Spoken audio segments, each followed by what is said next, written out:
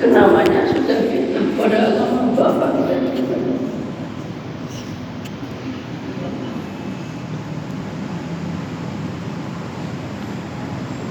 Itu namanya kalau sudah terfitnah pada agama, kita tidak bisa lagi berbuat ibadah.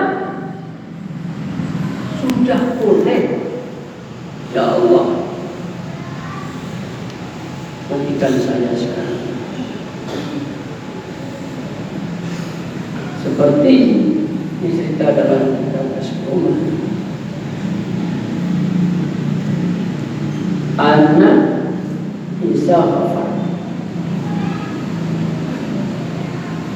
Beliau pada suatu hari melihat satu kaum lari daripada penyakit taun. Penyakit taun, penyakit atas panas.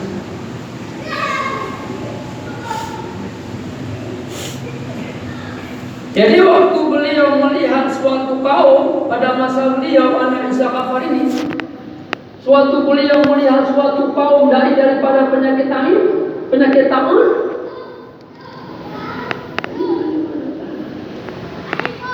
ya taun, khudri ilaika, ambil aku kepadamu. Beliau bukan dari, ambil aku kepadamu. Ambil aku kepadamu 3 kali. Lucok lu datang.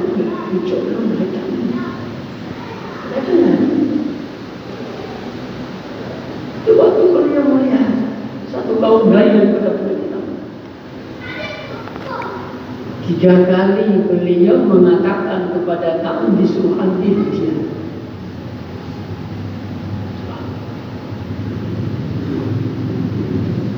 Sesudah 3 kali beliau mengatakan kepada temannya, hai pengikutku sekalian, kamu harus tahu kenapa saya suruh ambil kepada taun. Karena saya mendengar, kata Rasulullah Sallallahu Alaihi Wasallam, beliau mengatakan, segerakan oleh umat apabila sudah terjadi. Pertama,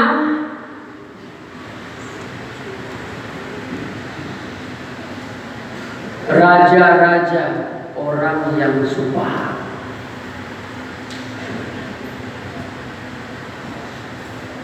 Pemimpin-pemimpin sudah diambil orang bodoh-bodoh.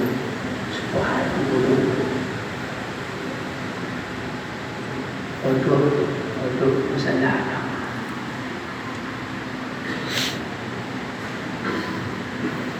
Kita mudah-mudahan masih pemimpin kita itu masih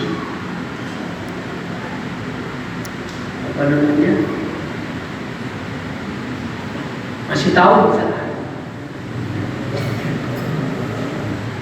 Ini raja-raja sudah diambil orang sumpah, orang bodoh. Jadi kalau raja ini orang bodoh, raja inilah yang mengatakan banyak sekali bid'ah.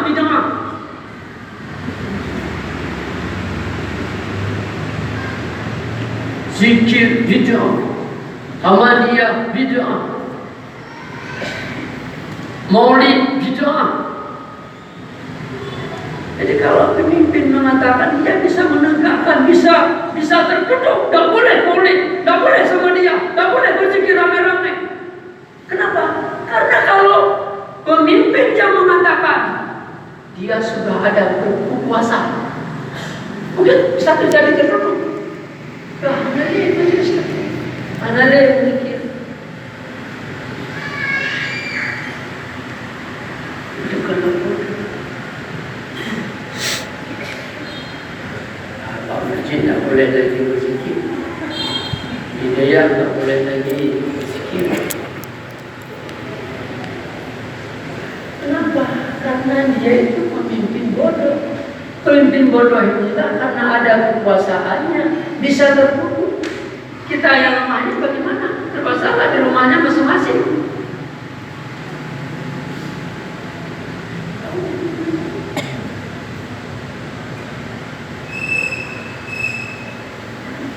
Itu kata anak bisa hafal.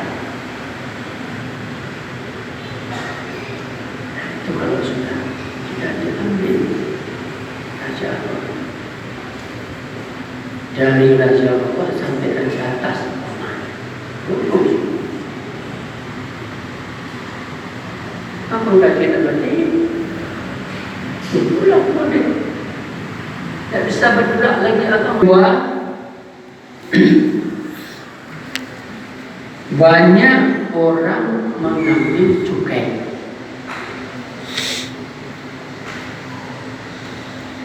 Sudah banyak mengambil pajak-pajak.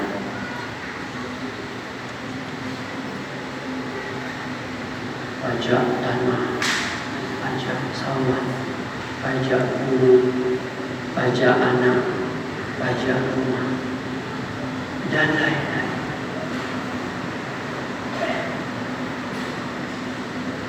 Kalau umpamanya pajak jalan, bolehlah karena kita pergi di jalan. Tak mungkin tak jamin pajak jalan. Pajak sawah bolehlah kalau kita ada irigasi.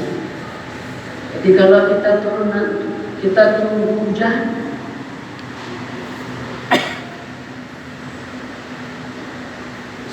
kita pre-hujan.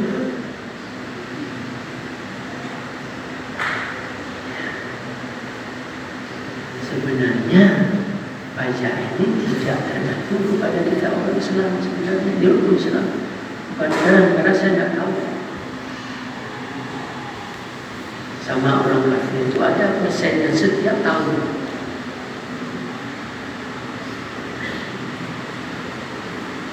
Mereka nyuti anda jauh lebih kuat rumah Pak Bunga Danau, Pak Bunga kaki. Berarti bisa enggak kita enggak?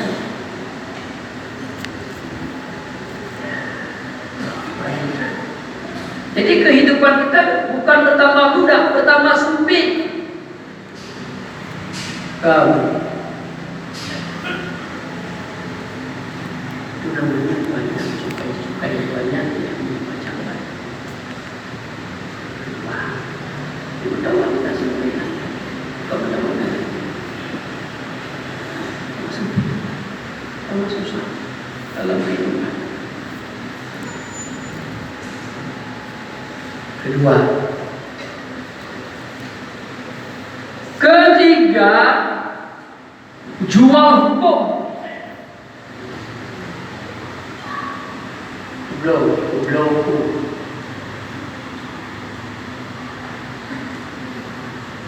Hanya kita angkat perkara sesuatu perkara.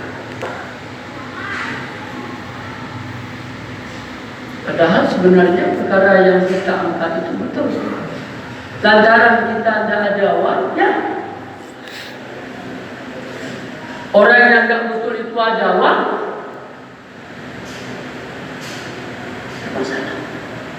Itulah dalam hadis, hakim-hakim ini 2 masuk neraka, 1 masuk surga.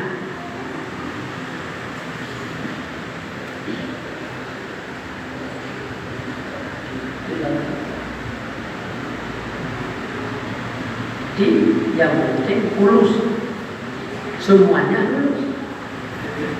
Yang benar boleh, yang enggak benar. Yang ahli boleh, yang enggak ahli. Maksudnya begini, namanya kita pilih yang enggak ahli, yang penting lurus dah.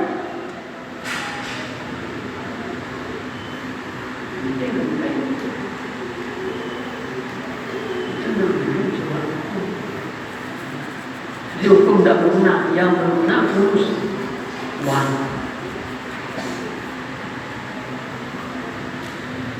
Itu kata Rasulullah melalui perkataan anak Isa.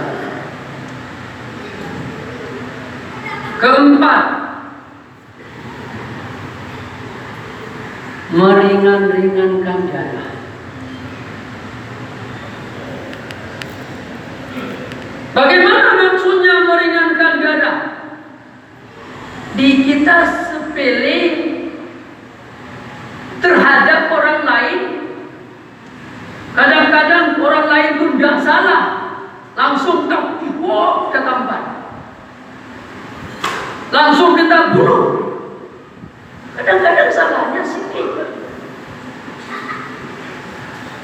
Tapi lantaran kita ini meringankan darah orang, becu-becu, tampar, tunjuk.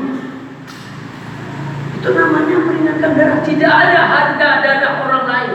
Tidak ada harga darah saudara kita yang lain. Tidak ada. Itu namanya meringankan darah. Jangan hak tanpa.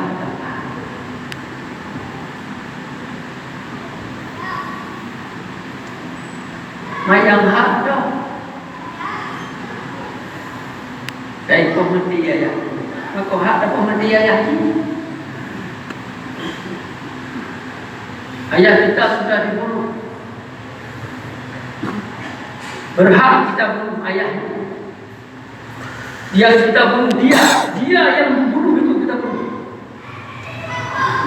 Itu sudah berhak kisah semuanya. Kalau ini kan ada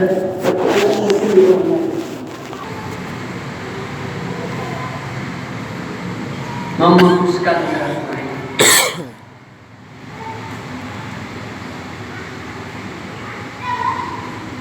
Adik dengan abangnya ambil mereka itu akan Quran, dijadikan Quran itu sebagai nyanyinya. Al-Quran bukan lagi pedoman, bukan lagi beramal. Sudah diambil ayat-ayat Al-Quran ini sebagai menyanyi pelaku. Sudah berlaku dengan ayat Al-Quran, sudah bernyanyi dengan ayat Al-Quran. Padahal Al-Quran ini bukan untuk menyanyi, untuk pedoman, untuk beramal. Tapi sudah diambil oleh laki-laki atau perempuan sebagai penyanyi dengan ayat Al-Quran. Kan nggak pernah juga. Anda lihat rumah.